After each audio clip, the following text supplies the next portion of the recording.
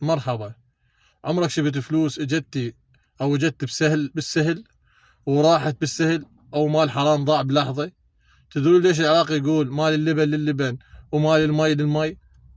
يقولون اكو بياع يبيع لبن او الحليب بين قوسين، يعني كان يغش الناس ويخبط اللبن ويا المي حتى يكثر ويبيع اكثر.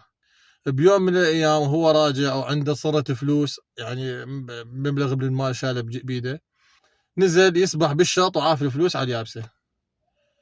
من نزل شخص من الشجره، اخذ صرة الفلوس وصعد، قام يشمر درهم بالمي، درهم بالهواء العفو، ودرهم يوقع باللبن على ملابس البياع، ودرهم يوقع بالشط بالمي، لحد ما خلصت الفلوس.